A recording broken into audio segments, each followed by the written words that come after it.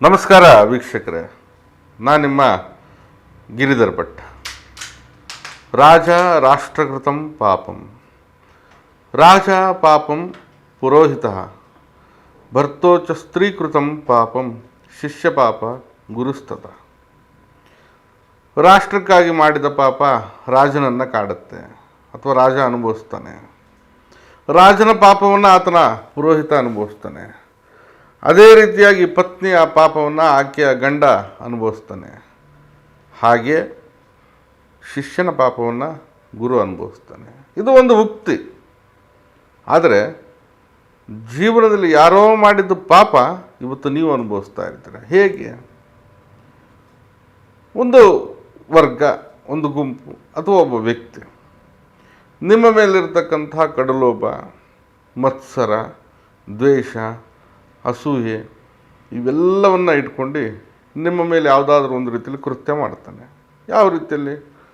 ತಾಂತ್ರಿಕವಾಗಿ, ಮಾಂತ್ರಿಕವಾಗಿ ಮಾಡಿದಂತಹ ಒಂದು ಪ್ರಕ್ರಿಯೆಗೆ ನಿಮಗೆ ದೂಡುತ್ತಾನೆ. ಅವನಲ್ಲಿರ್ತಕ್ಕಂಥ ಈರ್ಷ್ಯೆ, ಹೊಟ್ಟೆ ಕಿಚ್ಚಿನ ಒಂದು ಪರಿಣಾಮ. ಒಟ್ಟು ನೀವು ಬೆಳಿಬಾರ್ದು, ಗೆಲ್ಲಬಾರ್ದು, ಬದುಕಿನಲ್ಲಿ ಆಹಾಕಾರ ಅನ್ನೋದನ್ನ ನೋಡಬೇಕು, ಮಾನಸಿಕವಾಗಿ ದುರ್ಬಲರಾಗಬೇಕು, ಅಥವಾ ನಿಮ್ಮ ಪ್ರತಿಯೊಂದು ಕಾರ್ಯಕಲಾಪಗಳಲ್ಲೂ ಕೂಡ ಅಡ್ಡಿಯ ಆತಂಕಗಳು ಬರಬೇಕು. ಹೀನಾಮಾನವಾದಂಥ ಒಂದು ಸ್ಥಿತಿಯಲ್ಲಿ ತಾವು ಜೀವನವನ್ನು ಮಾಡಬೇಕು. ಆ ಒಂದು ನಿಟ್ಟಿನಲ್ಲಿ ಆತ ಆ ಪ್ರಯೋಗವನ್ನು ಮಾಡಿರ್ತಾನೆ. ಒಟ್ಟು ನಿಮ್ಮ ನಾಶಕ್ಕೆ ಹೊಂಚಾಕಿ ಇಂತಹ ಕೃತ್ಯವನ್ನು ಮಾಡಿರ್ತಕ್ಕಂಥ ಸಂಭವಗಳು ಹೆಚ್ಚಾಗಿರ್ತವೆ. ನೀವೊಂದು ಒಳ್ಳೆಯ ರೀತಿಯಲ್ಲಿ ಜೀವನ ಮಾಡ್ತಾ ಇರ್ತೀರ. ಆ ವ್ಯಕ್ತಿಗೆ ಅದು ಸಹಿಸ್ಲಿಕ್ಕಾಗಲ್ಲ. ಅಥವಾ ಯಾರೋ ಮಾತಾಡಿದ್ದು, ಹೇಳಿದ್ದು ಊಹಾಪೋಹಗಳಿಗೆ ಬಲಿಯಾಗಿ ನಿಮ್ಮ ಮೇಲೆ ವೈರತ್ವ ಮಾಡ್ಬೋದು. ಅಥವಾ ನಿಮ್ಮ ಒಂದು ಬೆಳವಣಿಗೆಗೆ ಆತ ಇಷ್ಟಪಡದೆ ಯಾವುದಾದ್ರೂ ಒಂದು ರೀತಿಯಲ್ಲಿ ನಡೆಸ್ಬೋದು.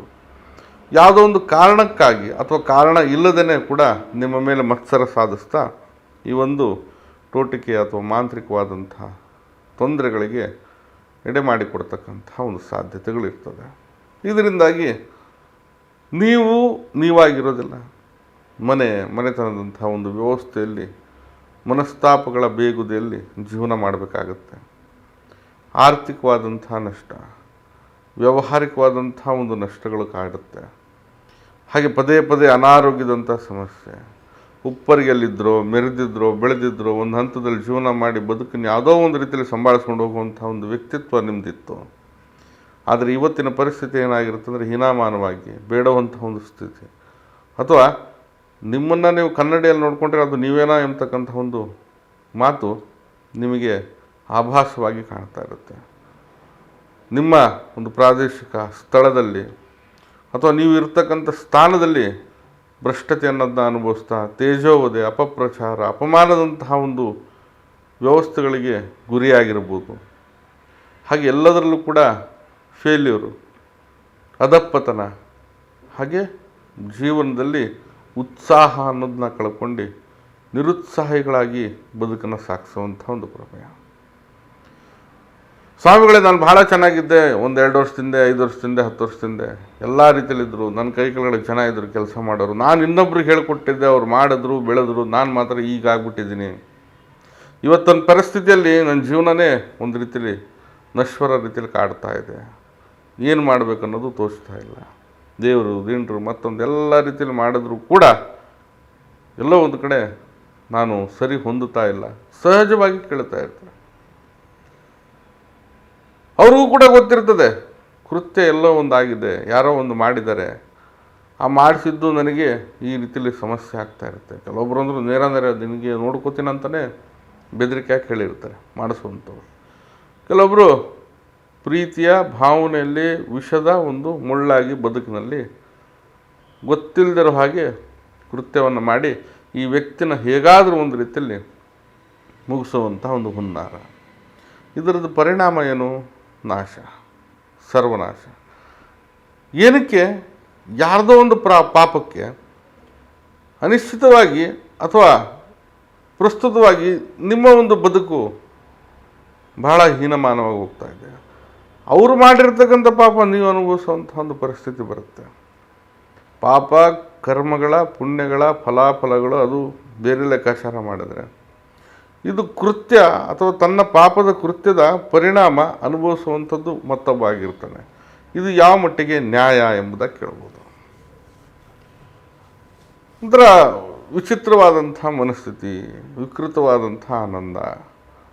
ಕೆಲವೊಬ್ಬರಿಗೆ ತನಗೆ ಕುಣಿಯಕ್ಕೆ ಬಾರ್ದಿಲ್ಲ ಅಂದರೆ ನೆಲ ಡೊಂಕು ಅಂದಂಗೆ, ತಾನು ಬೆಳೆದಿಲ್ಲ ಅಂದ್ರೂ ಪರವಾಗಿಲ್ಲ, ಜೊತೆಲಿರೋರು ಬೆಳಿಬಾರ್ದು ಅನ್ನೋ ರೀತಿಯಲ್ಲಿ ಉದ್ದೇಶಪೂರ್ವಕವಾಗಿ ಕೃತ್ಯಗಳನ್ನು ಮಾಡೋದು.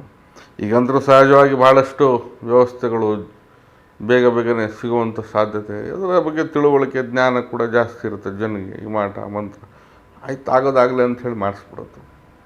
ಅಲ್ಲ, ಮುಂದೆ ಅನುಭವಿಸೋದು ಬೇರೆ ಇರ್ತದೆ. ಆದರೆ ಇವತ್ತಿನ ನಿಟ್ಟಿನಲ್ಲಿ ಈಗಿನ ಒಂದು ಸೌಕರ್ಯದಲ್ಲಿ ತಾನು ನಗಬೇಕು, ತಾನು ಒಂದು ರೀತಿಯಲ್ಲಿ ವಿಕೃತವಾದಂಥ ಆನಂದ ಪಡಿಬೇಕೆಂಬತಕ್ಕಂಥ ಒಂದು ಭಾವನೆಯಲ್ಲಿ ಮಾಂತ್ರಿಕವಾದಂಥ ಈ ಕೆಲವೊಂದು ದುಷ್ಕೃತ್ಯಗಳನ್ನು ಮಾಡುವಂಥ ಸಾಧ್ಯತೆ ಇರ್ತದೆ. ಇದರ ಪರಿಣಾಮ ಕಷ್ಟ ಅನುಭವಿಸುವಂಥದ್ದು ವ್ಯಕ್ತಿನೇ. ಇದರ ಒಂದು ಸಮಸ್ಯೆಗೆ ಸಿಕ್ಕಾಕೊಳ್ಳುವಂಥವ್ರು ತಾವೇ ಆಗಿರ್ತೀರ. ಹಾಗೆ ಇದರಿಂದ ಹೊರಗಡೆ ಬರಲಿಕ್ಕೆ ದೇವರು, ದಿಂಡ್ರು, ದೇವಸ್ಥಾನ ಮತ್ತೊಂದು ಎಲ್ಲ ರೀತಿಯಲ್ಲಿ ತಿರುಗಾಡಿದ್ರು ಕೂಡ ಅದರದ್ದು ಪರಿಣಾಮ ಅನ್ನೋದು ನಿಮ್ಗೆ ಕಾಣ್ತಾ ಇರೋದಿಲ್ಲ. ಹೇಗಿದ್ದೆ ನಾನು, ಯಾವ ರೀತಿಯಲ್ಲಿದ್ದೆ, ಅದೇ ಗುಂಗಿನಲ್ಲಿ ಜೀವನ ಮಾಡುವಂಥ ಒಂದು ಪರಿಸ್ಥಿತಿ ನಿರ್ಮಾಣ ಆಗಿರುತ್ತೆ. ಈ ನಿಟ್ಟಿನಲ್ಲಿ ನಾವು ನೋಡೋದಾದರೆ ಒಂದು ಪರಿಹಾರವನ್ನು ಹೇಳ್ತಾ ಇದ್ದೀನಿ, ಬಹಳ ಸುಲಭವಾಗಿರ್ತಕ್ಕಂಥದ್ದು.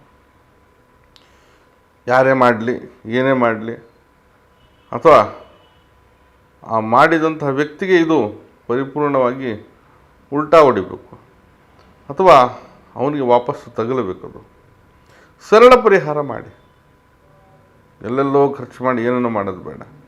ಬಹಳ ಒಂದು ವಿಶೇಷವಾಗಿ ನಿಮ್ಮ ಮನೆಯಲ್ಲಿ ನೀವೇ ಮಾಡಿಕೊಂಡು ನೆಮ್ಮದಿಯಾಗಿರುವಂಥ ಒಂದು ಪರಿಹಾರ ತಂತ್ರವನ್ನು ನಾನು ತಿಳಿಸ್ತಾ ಇದ್ದೇನೆ.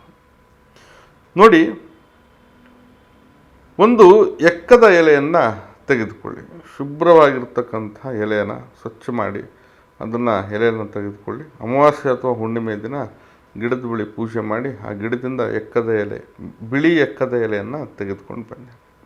ಆ ಎಕ್ಕದ ಎಲೆಗೆ ತಾವು ಕಪ್ಪು ಮಸಿ, ಈ ಬೂದಿನೋ ಅಥವಾ ಕಪ್ಪುದಾಗಿರ್ತಕ್ಕಂಥ ಇದ್ದಲಿನ ಮಸಿನೋ ಯಾವುದಾದ್ರೂ ಒಂದು ಸೇರಿಸಿ ಒಂದು ವೃತ್ತ ಮಾಡಿ, ಸರ್ಕಲ್ ಮಾಡಿ, ವೃತ್ತ ಮಾಡಿ, ಅದರ ಸುತ್ತ 8 ದಳಗಳನ್ನು ಹಾಕಿ. ಅಂದರೆ ಈ ಎಲೆ ರೀತಿಯಲ್ಲಿ 8 ದಳಗಳು ಅದರ ಆ ಒಂದು ವೃತ್ತದ ಸುತ್ತ ಬರೆಯುವಂಥ ಒಂದು ವ್ಯವಸ್ಥೆ ಮಾಡಿ. ಯಾವುದಾದ್ರೂ ಒಂದು ಕಡ್ಡಿ, ದಾಳಿಂಬೆ ಕಡ್ಡಿ ಮತ್ತೊಂದರಲ್ಲಿ ತಾವು ಬರಿಬೋದು ಇದನ್ನು. ಹಾಗೆ ಒಂದೊಂದು ದಳದಲ್ಲೂ ಕೂಡ ಖ, 2ನೇ ಖ ಈ ಅಕ್ಷರವನ್ನು ಬರಿಬೇಕು. ಕೆಳಗಡೆ ಅದೇ ದಳದಲ್ಲಿ ಹ್ರೀಂ ಅಂತಕ್ಕಂಥ ಅಕ್ಷರ ಬರಿಬೇಕು. ಖ ಪಕ್ಕದಲ್ಲಿ 2 ಚುಕ್ಕಿ, ಅದರ ಕೆಳಗಡೆ ಹ್ರೀಂ ಈ ಅಕ್ಷರವನ್ನು ಆ 8 ದಳಗಳಲ್ಲಿ ಬರೆದುಬಿಡಿ. ತದನಂತರವಾಗಿ ತಾವು ಅದರ ಮೇಲೆ ಈ ಬಿಳಿ ಸಾಸಿವೆಯನ್ನು ಹಾಕಿ, ಜೊತೆಗೆ ಆ ಒಂದು ಭೀಮಸೇನಿ ಕರ್ಪೂರ ಎಂಬುದಾಗಿ ಸಿಗುತ್ತೆ, ಶುದ್ಧವಾಗಿರುತ್ತೆ.